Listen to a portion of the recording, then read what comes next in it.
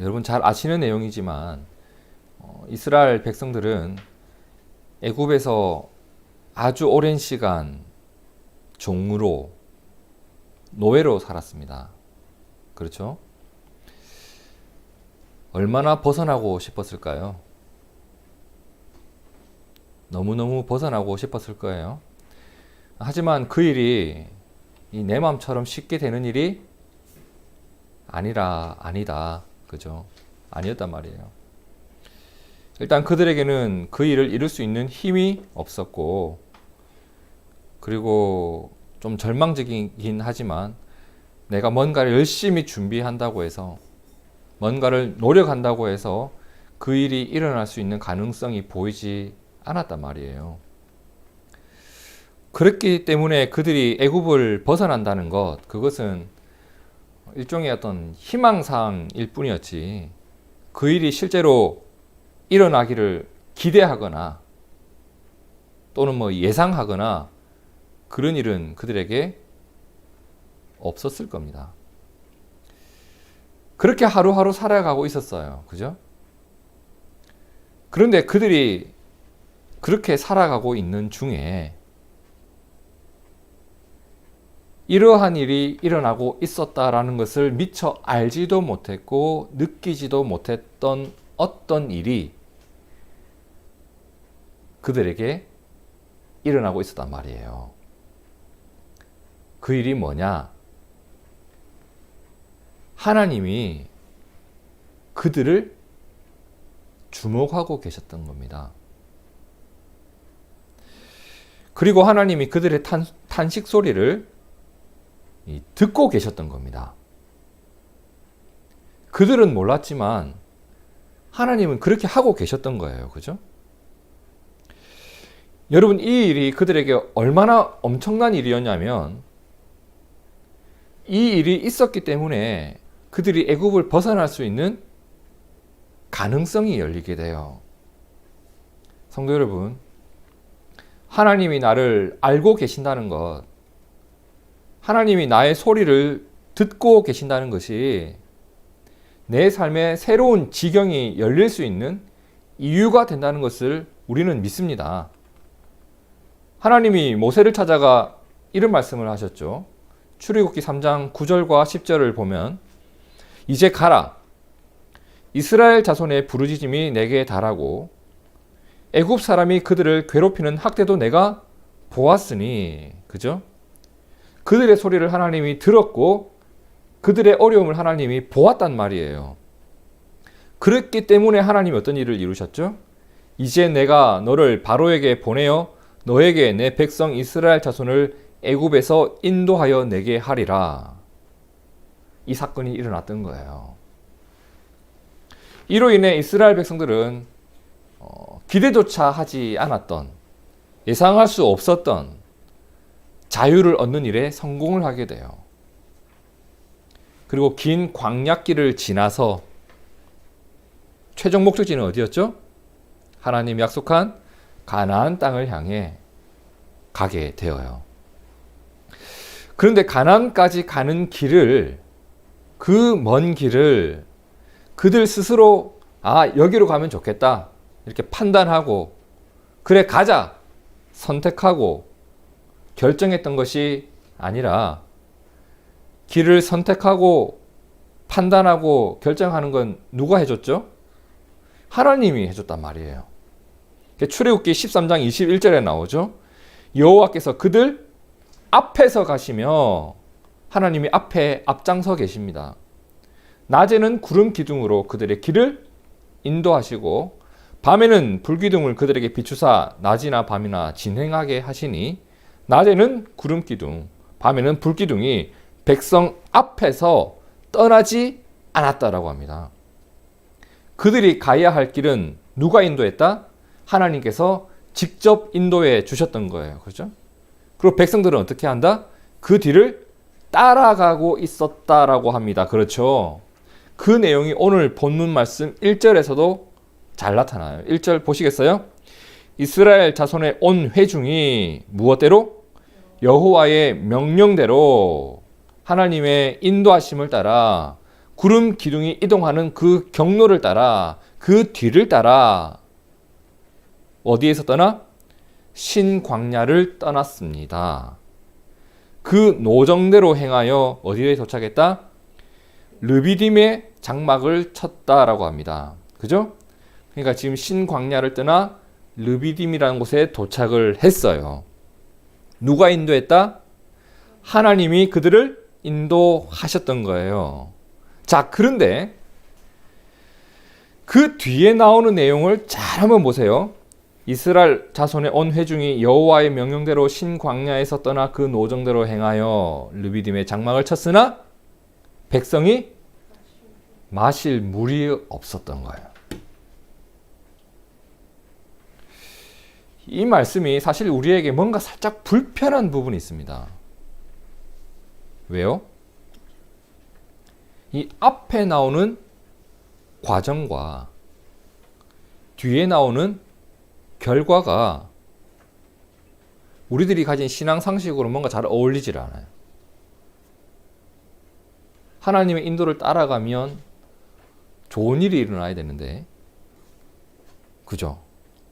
분명히 하나님 명령대로 다 했고 하나님이 인도하시는 길을 잘 따라왔는데 그들에게 좋은 환경, 좀 편안한 상황이 펼쳐져 있는 것이 아니라 이 오히려 불편한 상황을 만나게 된 거예요. 분명히 구름 기둥을 잘 따라왔단 말이에요.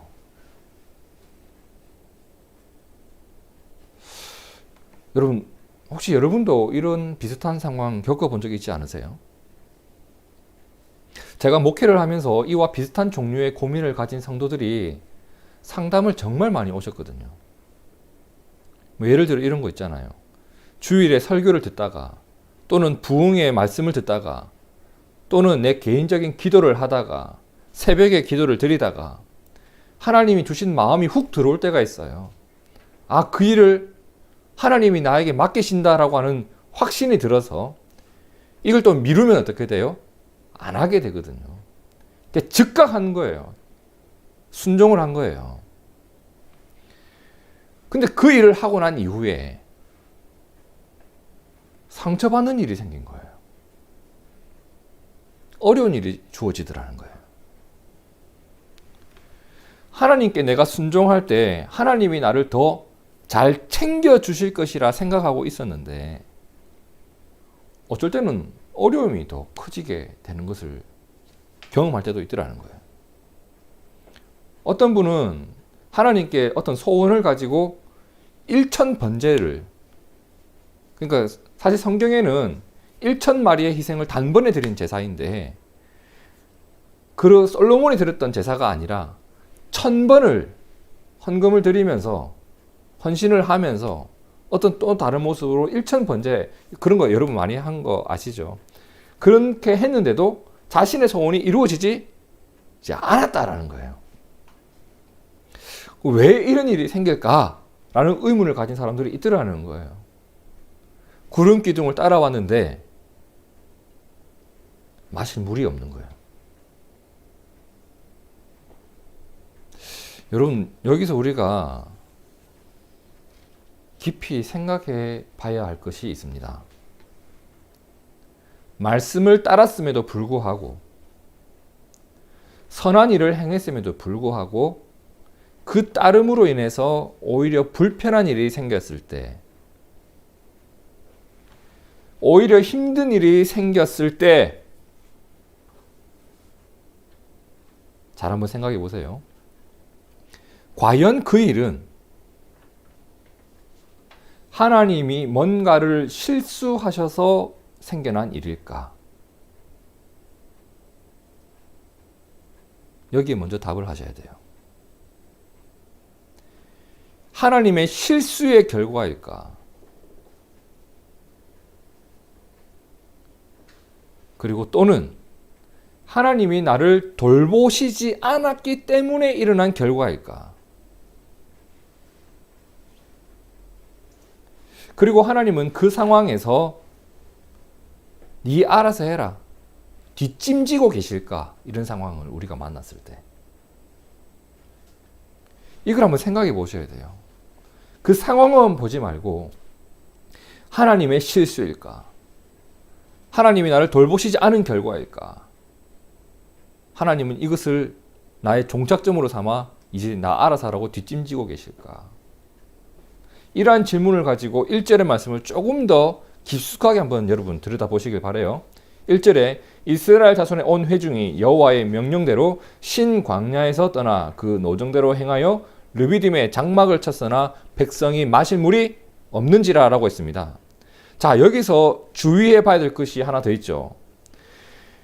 이스라엘 온 회중이 하나님의 명령을 따라 어디를 떠났다고 합니까? 신 광야를 떠났습니다. 맞나요? 그들은 신 광야를 떠나 지금 어디를 가고 있습니까? 르비딤이 어디냐면 시내산 바로 앞에 있는 지역이에요. 그곳은 신의 광야라고 부릅니다. 그러니까 지금 그들은 신 광야를 떠나 신의 광야를 향해 가는 중이에요. 물론 그들의 최종 목적지는 젖과 꿀이 흐르는 가나안 땅이지만 지금 가고 있는 길은 어디예요? 험한 광야길이란 말이에요. 그러면 여러분, 광야에서 마실 물이 없는 환경을 만났다. 이상한 일일까요? 아니면 흔한 일일까요? 흔한 일이에요. 여러분, 광야에서는 마실 물이 없는 것이 이상한 일이 아니라 마실 물이 있는 것이 신비스러운 일이에요. 그렇다면 사실 이스라엘 백성들은 언제든 만날 수 있는 환경을 만난 거예요. 그렇죠? 그들이 하나님의 인도하심을 따라왔음에도 불구하고 마실 물이 없는 환경을 만난 것은 일단 그곳이 광야였기 때문이에요. 지금 그들이 무슨 도심 한복판을 지나가다가 마실 물이 없는 상황 만난 거 아니잖아요. 광야예요. 그럼 누군가는 또 묻겠죠. 아니, 하나님의 인도하심을 따라가도 어려운 상황을 만나고 하나님을 따르지 않아도 뭐 어려움을 만날 수 있다고 하면 이거 뭐 하나님을 따라가는 것이 뭐 특별히 좋은 일이 없네요. 하나님이 물 많은 곳으로 인도해 주시면 되는 거 아니에요? 이렇게 말씀하실 수도 있겠지만 여러분, 과연 그럴까요?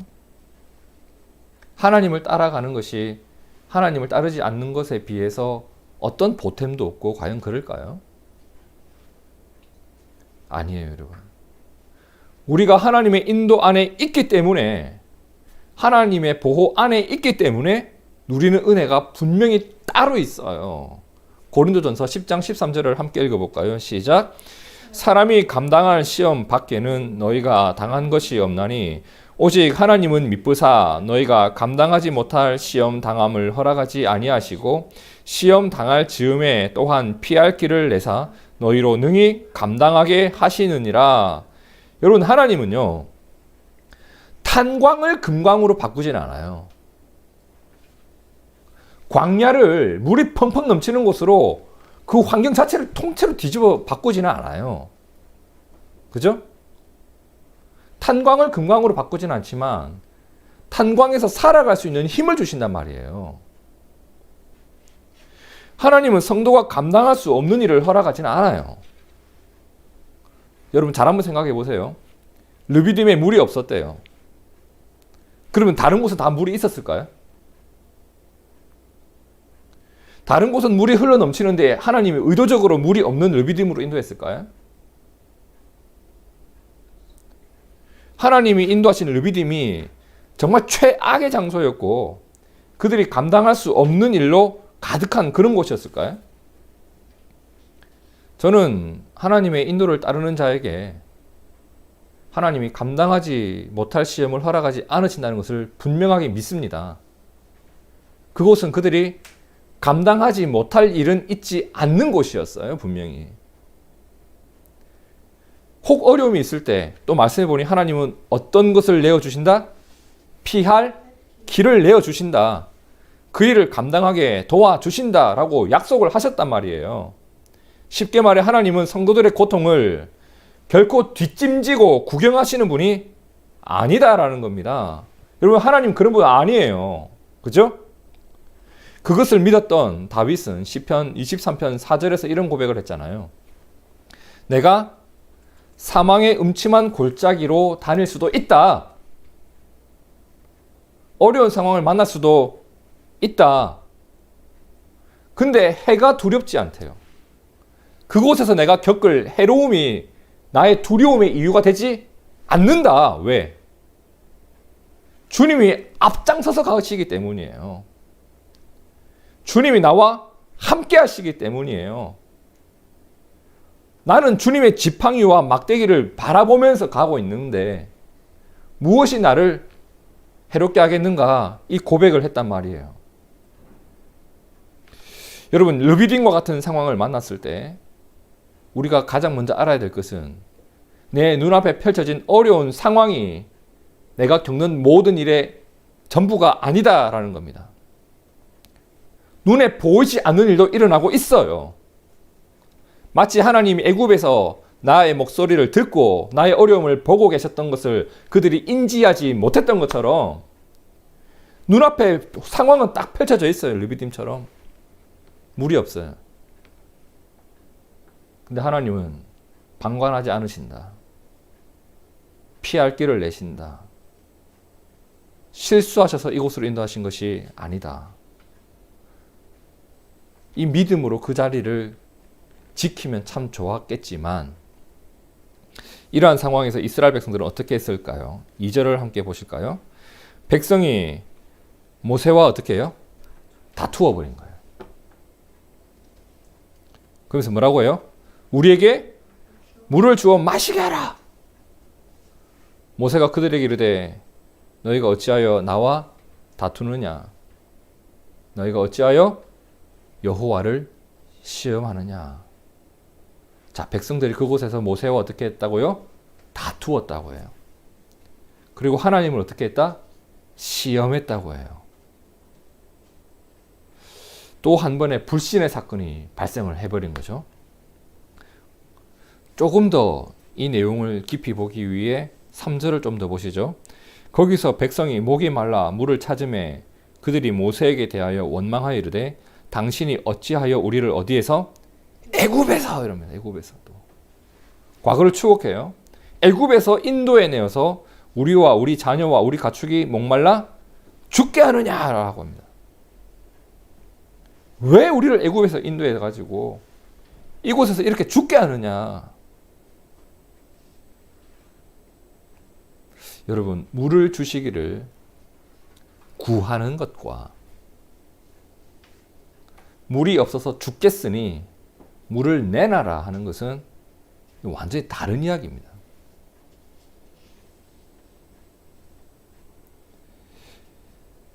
자녀가 놀이동산에서 목이 말라요. 아빠는 왜 우리를 놀이동산까지 데리고 와서 목말라 죽게 합니까? 이렇게 자녀가 말하면 음료수 사주고 싶겠습니까, 여러분? 아빠 저 목말라요. 시원한 거 한 잔 사주시면 안 되겠어요? 이렇게 말할 수도 있는 거잖아요. 왜 우리를 북설 꿈의 숲까지 놀러 오게 해가지고 목말라 죽게 하냐고. 지금 이러고 있는 거예요, 여러분. 물을 주시길 구하는 것과 죽게 생겼으니 내놔라 하는 것은 완전히 다른 이야기예요. 하나는 믿음의 반응이고 하나는 불신의 반응이에요. 하나는 기도라고 하고 하나는 원망이라고 합니다. 그러니까 믿음의 기도가 있었던 것이 아니라 불신의 원망이 계속 나오고 있었던 거죠. 이 부분이 참 아쉽고 안타까운 부분이에요. 이제는 알만하거든요. 하나님을. 그들이 지금까지 얼마나 많은 기적을 경험하면서 왔어요. 일단 애굽에서 나온 것 자체가 기적이었어요. 아니, 홍해를 건넜단 말이에요. 수르 광야에서 마라의 쓴물이 단물로 바뀌는 것을 경험했거든요. 신광야에서 만나가 막 떨어지더라고요. 그리고 눈앞에 지금 뭐가 있다? 구름 기둥이 멀쩡히 서 있거든요. 하지만 여전히 하나님을 신뢰하지 못하고 있는 거예요. 하나님이 100개를 베풀어 줬는데 한 개가 뭔가 원망스러울 때 그 한 개 때문에 100개를 잊어버리는 거예요. 심지어 그들의 말과 행위는 점점 거칠어지고 있어요. 자, 그러면 1절에서 3절의 내용을 한 문장으로 이렇게 요약할 수 있을 것 같아요. 그들이 장막을 쳤던 르비딤에는 뭐가 없었다? 마실 물이 없었고, 르비딤에 장막을 친 그들에게는 뭐가 없었다? 믿음이 없었다. 모든 것이 좋을 때는 잘 드러나지 않죠. 뭐가? 내 믿음이, 내 수준이. 근데 이렇게 좀 결핍된 상황이 펼쳐지니까 믿음의 수준이 단번에 드러나 버려요. 여러분, 이 르비딤과 너무나 대조적인 곳이 있었죠. 혹시 기억나시나요? 출애굽기 15장 27절에 나오는 그 엘림. 엘림에서 어땠어요? 봐요. 엘림에 이르니 거기에 물샘 12과 종려나무 70그루가 있는지라 거기서 그들이 그 물 곁에 장막을 치니라. 여러분 아세요? 엘림에서 있었던 사건은 딱 이 한 구절이에요. 어떤 일도 일어나지 않았어요. 풍족할 때는 아무 문제가 일어나지 않아요. 전부 별일 없이 그냥 거기서 잘 쉬었다. 이게 끝이에요. 근데 르비딤에서 그들의 실체가 다 드러나 버려요. 목말라? 죽겠다. 하나님이 계시면 당장 물을 내놔라. 그들이 얼마나 험악하게 이런 말을 했는지 4절을 한번 보시겠어요? 모세가 여호와께 부르시지 이르되 내가 이 백성에게 어떻게 하겠습니까? 하나님 저 어떻게 해야 됩니까 도대체? 왜? 그들이 조금 있으면 내게 돌을 던지겠습니다 라고 합니다. 사람들이 돌을 들고 죽이겠다고 하면서 달려온 거예요. 물 안 주면 죽여버리겠다 지금 이렇게 달려온 거예요.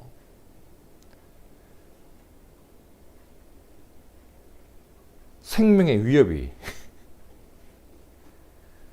내 앞에 살기가 가득한 사람들이 다가오니까 이게 정말 처절한 상황이에요, 여러분. 좀 모세가 좀 안쓰러워 보이지 않으세요?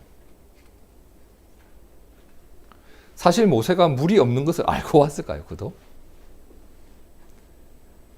모세도 몰랐어요. 와서 보니 물이 없었고,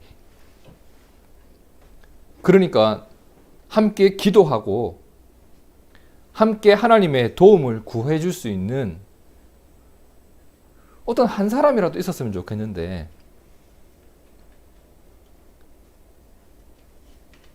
함께 기도하자는 사람 한 명이 보이지를 않아요. 전부 다 돌멩이 들고 와서 저 죽여버려야 된다고 이렇게 이야기하고 있어요. 어땠을까요, 여러분?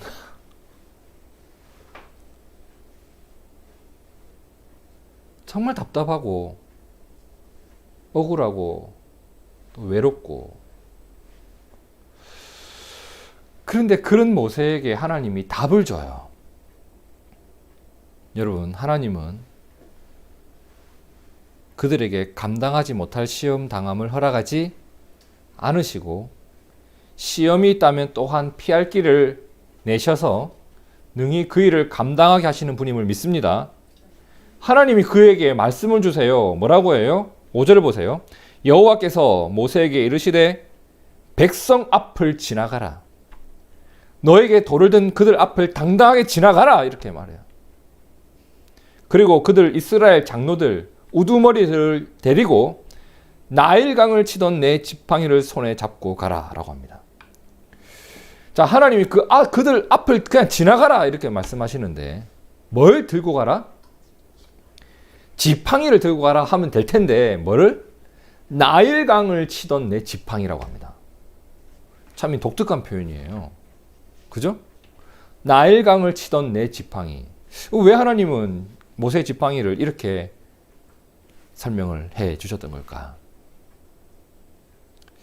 이 말씀 보자마자 우리가 떠오르는 사건 하나가 있죠. 애굽에서 있었던 재앙. 출애굽기 7장 20절과 21절을 보세요. 모세와 아론이 여호와께서 명령하신 대로 행하여 바로와 그의 신하의 목전에서 지팡이를 들어 나일강을 쳤대요. 나일강이 어떤 강이에요? 애굽에서 풍족함을 상징하는 곳이고 사람들이 먹고 살아가는 물이에요. 물의 근원이에요. 그 나일강을 쳤대요. 그러니까 그 물이 어떻게 되었다? 다 피로 변하고 나일강의 고기가 죽고 그 물에서는 악취가 나니 뒤에 보세요. 애굽 사람들이 나일강 물을 마시지 못하였던 사건이에요. 하나님이 명령하신 대로 지팡이로 나일강을 쳤더니 물이 피로 변했고 그 일로 인해서 어떤 일이 생겼다? 사람들이 그 물을 마실 수 없게 되었다. 풍족해도 마실 수 있는 게 하나도 없게 되었다라는 뜻이에요. 그죠? 그래서 사람들이 어떻게 했다고 해요? 7장 24절에 애굽 사람들은 나일강 물을 마실 수 없으므로 나일강 가를 막 파대는 시간. 스스로 물을 찾았단 말이에요, 사람들이. 하나님은 그 지팡이를 들고 그 백성 앞을 지나가라고 해요. 하나님이 무엇을 말씀하고 싶었던 걸까요? 무엇을 알려주고 싶었던 걸까요? 이거예요. 애굽의 풍족함을 메마르게 하실 수도 있는 분이 하나님이시고 광야의 메마름을 풍족하게 하실 수 있는 분이 하나님임을 알게 하셨다. 그죠? 애굽에서 내가 너희를 돌보아서 그 역사를 이루었던 것처럼 이곳 광야에서도 내가 너희를 여전히 돌보고 있다. 애굽에서 너희를 살려내기 위해 그 역사를 이루었던 것처럼 이곳 광야에서도 너희를 살리기 위해 새로운 역사를 이루어 갈 것이다. 하나님 그 말을 하고 싶었던 거예요.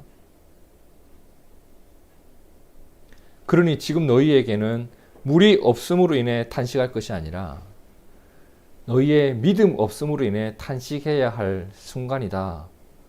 하나님이 이렇게 말씀하고 있는 것 아닐까. 자, 하나님은 나일강을 치던 그 지팡이로 무엇을 치라고 해요? 6절에 나오죠. 내가 호렙산에 있는 그 반석이 거기서 내 앞에 서리니 너는 그 반석을 치라. 그곳에서 물이 나오리니 백성이 마시리라. 모세가 이스라엘 장로들의 목전에서 그대로 행하였고 그들이 물을 마시게 되었다고 해요. 자, 그럼 이제 상황이 역전된 거예요. 물이 쏟아져 나오는 것을 보면서 그들은 기쁘기도 했지만 또 어땠을까요? 부끄러운 거예요. 얼마나 부끄러웠을까요? 이렇게 르비딤에서 그들은 또 한 번 알게 되었습니다. 무엇을? 하나님이 어떤 분이신지, 그리고 그들의 믿음의 현 주소가 어떠한지 발견하게 된 거예요. 그들은 어땠어요? 부족함 투성이. 여전히 부족함 투성이었어요. 하지만 하나님은 어땠어요? 그럼에도 불구하고 여전히 그들을 먹이시고 살리시고 이끌어 가시는 이해할 수 없는 긍휼을 베푸시는 하나님이셨단 말이에요. 여러분, 이 사건들을 통해 우리가 마음에 새기는 내용이 있습니다.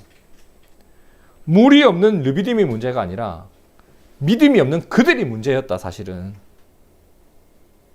그리고 하나님은 실수하지 않으셨다는 겁니다.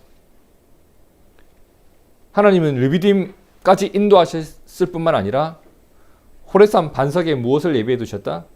물을 예비해 두시고 그들을 인도하셨던 거예요. 하지만 그것을 믿지 못했던 사람들은 하나님과 모세와 막 다투기도 하고 시험하기도 했다고 합니다. 그래서 모세는 이 일을 그들에게 기억하게끔 하기 위해 그 르비딤이라는 지역의 이름을 뭐라고 지었다? 마사, 무리바 이렇게 지어버려요. 7절을 함께 읽어볼까요? 시작. 그가 그곳 이름을 마사 또는 무리바라 불렀으니 이는 이스라엘 자손이 다투었으며 또는 그들이 여호와를 시험하여 이르기를 여호와께서 우리 중에 계신가 안 계신가 하였음이더라. 그죠? 이런 내용이에요. 제 생일이 10월 25일이에요. 그죠? 그냥 10월 25일이에요. 근데 그날을 제가 이렇게 붙이는 거예요. 이날은 생일이다 이렇게. 그냥 10월 25일인데 저 나름대로 이름을 붙인 거잖아요. 이날은 생일이다. 그런 것처럼 르비딤이라는 지역의 이름을 여기가 마사다, 여기가 무리바다 이렇게 이름을 지었는데, 마사라는 말의 뜻이 뭐냐? 시험하다, 시험하다. 여기가 너희가 하나님을 시험한 곳이요. 여기가 어떤 지역이다? 너희가 돌을 들고 나와 다투었던 곳이다. 르비딤을 다툼과 불신으로 얼룩지게 했던 이 일이 다시는 일어나지 않아야만 하기에 성경에는 이런 말씀이 있어요. 시편 95편 8절과 9절 함께 읽어볼까요? 시작. 너희는 무리바에서와 같이 또 광야의 마사에서 지냈던 날과 같이 너희 마음을 완악하게 하지 말지어다. 그때에 너희 조상들이 내가 행한 일을 보고서도 나를 시험하고 조사하였도다. 하나님은 이 일을 절대 기뻐하지 않습니다. 이 일은 반드시 반복되어서는 안 되는 일이에요. 하나님은 분명히 그들과 함께하고 계셨습니다. 그죠? 그들이 하나님과 함께했기에 이뤄낸 결과들이 얼마나 많았어요. 애굽에서 나올 수 있었고, 홍해를 건널 수 있었고, 마라에서 마실 수 있었고, 광야에서 먹으면서 이곳까지 왔어요. 그럼에도 불구하고 그들은 묻는 거예요. 하나님 어떻게 시험했다고요? 여호와께서 우리 중에 계신가? 안 계신 거 아니야? 하나님이 어디 있어? 봐, 물이 없는데 무슨 하나님 우리를 도와? 하나님이 계시면 물 좀 내봐봐. 이렇게 시험했다고 해요. 그죠? 하나님이 우리 중에 계신가 안 계신가 했던 무리바. 그곳이 무리바가 돼버린 이유, 하나님이 그들 곁에 계시지 않기 때문이 아니라 그들이 하나님 곁에 서지 않았기 때문이에요. 여러분, 그래서 우리가 르비딤과 같은 상황 앞에서 던져야 될 질문이 있어요. 하나님, 하나님께서 저와 함께 계신 건 맞습니까? 라고 물을 것이 아니라, 하나님, 제가 이 순간에 제가 하나님 곁에 제대로 서 있는 것 맞지요? 제가 하나님 앞에서 굳건히 서서 이 시기를 믿음으로 잘 이겨낼 수 있는, 그렇게 서 있는 건 맞죠? 그래야 저 이길 수 있습니다 라고 말해야 되는 것이 우리의 고백이 아닐까 생각합니다. 성도 여러분, 하나님께서 이미 우리에게 주신 약속이 있습니다. 이사야 41장 10절입니다. 두려워하지 마라. 왜? 내가 너와 함께함이라.